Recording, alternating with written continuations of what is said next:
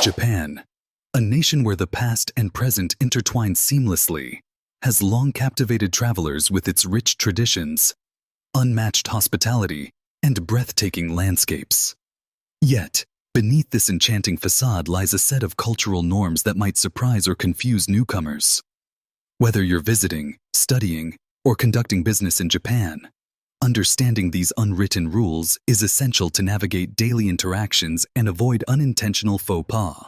So, let's dive into 15 important taboos in Japan that everyone should know to make their experience as smooth and respectful as possible. Tattoos are often a no-no in public spaces. In many parts of the world, tattoos are celebrated as artistic expressions or symbols of individuality. However, Japan approaches them with a more conservative mindset, largely influenced by their historical association with the Yakuza, the country's organized crime groups. This connection has fostered a deep-rooted stigma around tattoos, leading to restrictions in public spaces like hot springs, onsen, gyms, swimming pools, and traditional inns. Even the smallest, seemingly innocent tattoo can result in being asked to cover it up. This cultural perception dates back to the Edo period, when tattoos served as a form of punishment for criminals. While attitudes are gradually shifting among younger Japanese generations, many traditional or older establishments maintain strict rules. For tourists, it's wise to carry a cover-up or bandage to respect local customs when visiting places where tattoos might still be seen as inappropriate. Tipping is a no-go in Japan. In many countries, tipping is a customary way to express gratitude for good service. But in Japan, it's a completely different story. Not only is tipping unnecessary, but it can also be perceived as rude or even insulting. The Japanese take immense pride in providing exceptional service, a principle deeply rooted in their cultural value of omotenashi, which translates to wholehearted hospitality. They believe that tipping implies the service was inadequate or that the server requires additional motivation to perform well. Instead of tipping, showing appreciation through small gestures such as a heartfelt thank you note or a modest gift like origami is far more appropriate. At restaurants, cafes, or hotels, you may find that any attempt to leave a tip will be politely declined, underscoring their commitment to ensuring top-tier service is already built into the price of your meal or stay. Understanding and respecting this cultural norm not only enhances your travel experience, but also demonstrates a genuine appreciation for Japan's unique approach to hospitality. So, next time you're dining or staying in Japan, enjoy the impeccable service without worrying about leaving a tip. It's all part of the exceptional experience. Overworking, a silent struggle in Japan. Japan's reputation for a diligent and disciplined work culture is well known. But beneath this drive for success lies a troubling issue. The phenomenon of karoshi, or death by overwork, has become a serious concern, leading the government to introduce laws aimed at curbing excessive working hours. Despite these measures, overworking remains a pervasive challenge, with many employees feeling compelled to put in long hours, often at the expense of their health and well-being. This deep-rooted issue traces back to Japan's post-World War II economic boom, when loyalty, sacrifice, and relentless dedication were held as paramount virtues in the workplace. Even today, the unspoken expectation to stay late and demonstrate commitment through extra hours persists in many industries. The pressure to conform to these norms often makes it difficult for workers to embrace a healthier work-life balance. Women restricted from certain sacred sites in Japan. Japan, a country celebrated for its modern outlook, still upholds some ancient traditions that restrict women's access to specific sacred areas. Notable examples include Mount Omine, a significant site for the ascetic practice of shugendo, and the sumo wrestling ring. These restrictions are deeply rooted in historical Shinto and Buddhist beliefs that associated women, particularly during menstruation, with impurity. On Mount Omine, women have been prohibited from entering for centuries, a rule still strictly enforced despite the mountain being designated a UNESCO World Heritage Site. Similarly, the sumo wrestling ring, or dohyo, is off-limits to women, even during ceremonial events, as it is considered sacred ground. These customs highlight the enduring tension between Japan's push for gender equality and its preservation of long-standing cultural practices. While some argue that these traditions are an integral part of Japan's spiritual heritage, others advocate for reform, viewing these exclusions as outdated in an increasingly egalitarian society. The debate over these practices underscores the broader challenges Japan faces in balancing modern values with its rich cultural legacy, offering a glimpse into the complexities of its societal evolution. Superstitions around the numbers 4 and 9 in Japan. In Japan, the numbers 4, eshi, and 9, ku, are widely regarded as unlucky due to their phonetic resemblance to words associated with death and suffering. The word shi sounds like death, while ku resembles agony or pain.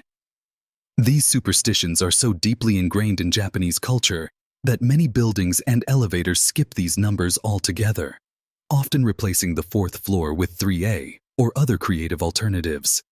Hotels and hospitals are particularly mindful of avoiding these numbers to prevent discomfort or a sense of bad luck among guests.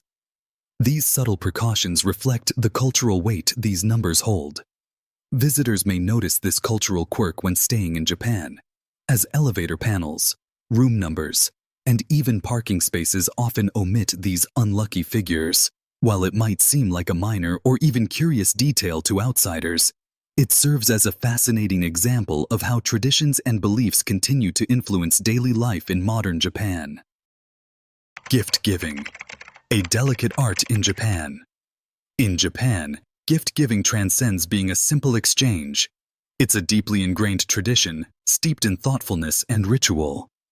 With nearly 70 gifting occasions throughout the year, this cultural practice is as much about respect and gratitude as it is about the gift itself. However, certain items are considered bad luck and should be avoided. For instance, combs are taboo because the word for comb, kushi, sounds like the words for suffering and death in Japanese. Similarly, sharp objects and chrysanthemums, often associated with funerals, are deemed inappropriate. Another subtle but important rule is to avoid giving sets of 4 items, as the number 4, eshi, is linked to death. Presentation is equally important in this tradition. Gifts should be beautifully wrapped and presented with both hands as a sign of respect. When offering a gift, be prepared for the recipient to initially decline it once or twice as a gesture of humility before finally accepting it. Mastering these nuances, from choosing the right gift to understanding the etiquette of presentation, ensures that you honor Japan's gift-giving culture and show the proper level of respect and care to your recipient. Sitting cross-legged, a faux pas in Japan. In Japan, sitting cross-legged might be seen as casual or comfortable in many parts of the world, but it is considered improper, especially in formal or business settings. The preferred way to sit during traditional ceremonies or meetings is in the seiza position, where you kneel and tuck your legs beneath you. This posture is viewed as more respectful and disciplined, particularly in situations that require formality. Sitting cross-legged can come across as too relaxed or even disrespectful, especially when interacting with elders or in professional environments. Proper posture is considered a reflection of good upbringing, discipline, and respect for others, making it an important aspect of Japanese etiquette. For those new to Japanese culture, it's essential to be mindful of these subtle but significant practices in order to show the appropriate respect in formal settings. Offering your seat to the elderly may be misinterpreted. In many countries, offering your seat to an elderly person is seen as a kind gesture, but in Japan, it can sometimes be misinterpreted as patronizing. Public transport in Japan has designated priority seating for the elderly, disabled, and pregnant women, and it's generally expected that younger passengers will stand. However, offering your seat in a non-priority area can make older passengers feel uncomfortable, as they may interpret it as a suggestion that they are frail or incapable. Japanese elders often value their independence, and overt gestures of help might seem intrusive. If you feel inclined to give up your seat, it's best to do so discreetly by quietly standing and moving away, allowing the elderly person to take the seat without feeling singled out for assistance. This subtle approach respects their dignity, while still offering help in a considerate manner. Smoking outdoors is strictly prohibited. Japan has some of the world's strictest smoking laws, particularly in outdoor public areas such as streets, parks, and even busy urban spaces. Smoking in these areas is prohibited, and violators can face hefty fines. This outdoor smoking ban was introduced as part of a broader health initiative leading up to the Tokyo 2020 Olympics, aiming to minimize exposure to secondhand smoke. Interestingly, smoking is still allowed in certain indoor areas, such as designated sections in restaurants, bars, and some cafes. This can seem contradictory to many tourists, considering Japan's strong focus on reducing passive smoking outdoors. Designated smoking spots are available in public places, including train stations, and some outdoor areas have enclosed smoking booths. As a visitor, it's important to check for smoking zones to avoid fines and to respect Japan's public health policies. Minimal physical contact. In Japanese culture, personal space is highly valued, and physical touch, especially without consent, is generally discouraged. Even common greetings like handshakes are not the norm. Instead, people bow as a sign of respect. Public displays of affection, such as hugging or kissing, are rare and often considered inappropriate in formal or public settings.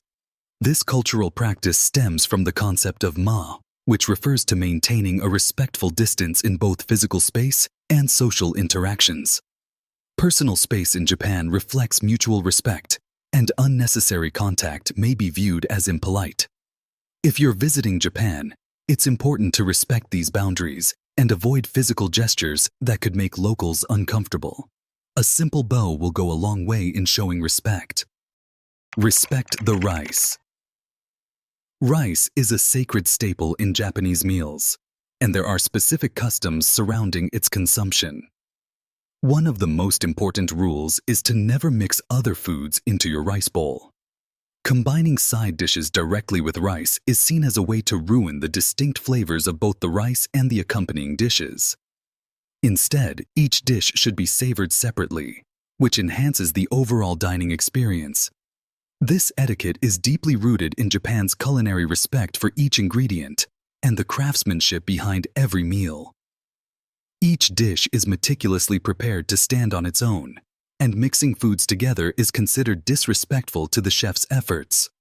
When dining in Japan, keeping rice and side dishes separate shows your appreciation for the meal's quality and honors the traditions of Japanese cuisine. Removing your shoes. Before stepping inside a home. Removing your shoes before stepping inside a home is a long-standing tradition in Japan that continues to be strictly followed. This custom, which has been in place for thousands of years, is based on the desire to keep the home clean and maintain its sacredness. Many Japanese homes have tatami mats, which are delicate and easily damaged by the dirt and grime carried in on shoes from outside. Even in modern homes and buildings, this practice is widely respected.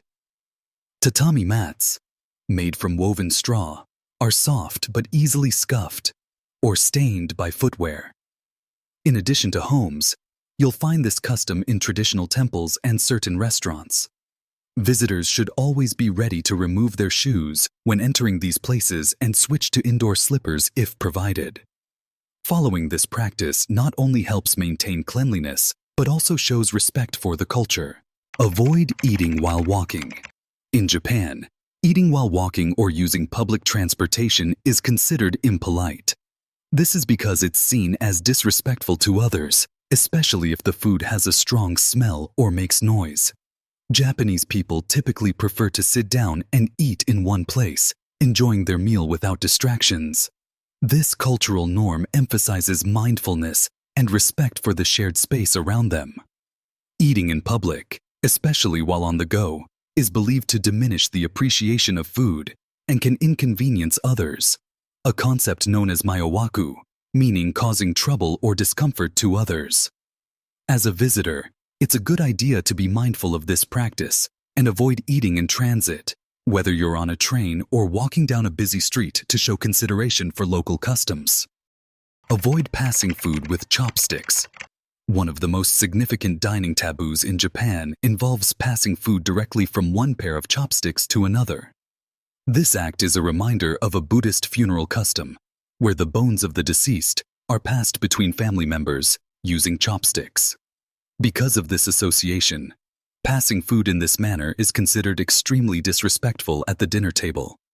Similarly, placing chopsticks upright into a bowl of rice is seen as inappropriate, as it mimics incense offerings made during funerals.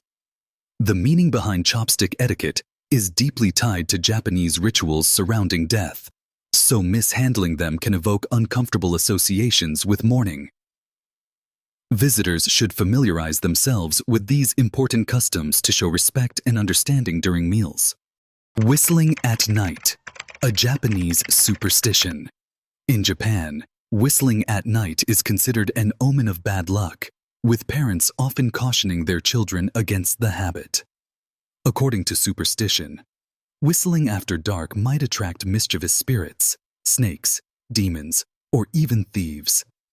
While it is rooted in ancient folklore, this belief continues to hold sway in rural areas where traditional customs and superstitions are more deeply ingrained. Although many people in modern Japan may not actually believe that whistling summons spirits, it still remains a taboo linked to nighttime disturbances and mischief. This superstition reflects Japan's strong connection to folklore, where stories of supernatural beings and forces have long shaped the culture. In this context, whistling at night is not just seen as a harmless activity, but as an invitation to misfortune, reflecting the respect for quiet and stillness after dark. While this superstition may seem unusual to outsiders, understanding its cultural significance shows a deeper respect for local traditions. For visitors, avoiding whistling at night is a small yet thoughtful way to honor Japanese customs, especially in more traditional regions where these beliefs are still taken seriously. It's a gesture that aligns with Japan's broader emphasis on maintaining harmony with nature and the unseen forces that are part of its cultural fabric. Appreciating Japan's blend of tradition and modernity. Japan is a country where ancient customs seamlessly coexist with modern life. Its rich history, cultural heritage, and unique practices offer travelers an immersive experience filled with both beauty and mystery. From the bustling streets of Tokyo to the tranquil temples of Kyoto, Japan invites visitors to explore the delicate balance between the old and the new. To truly appreciate everything Japan has to offer, understanding cultural taboos and traditional practices is essential. By respecting these nuances, visitors can gain a more profound understanding of the customs that continue to influence Japanese society. Whether you're drawn to the country's natural beauty, its vibrant cities, or its deep-rooted cultural heritage, Japan provides a journey that is both enriching and unforgettable. If you're intrigued by unique cultural traditions from around the world, be sure to subscribe to our channel. Stay tuned for more fascinating insights and exciting adventures as we continue exploring the world's most captivating cultures.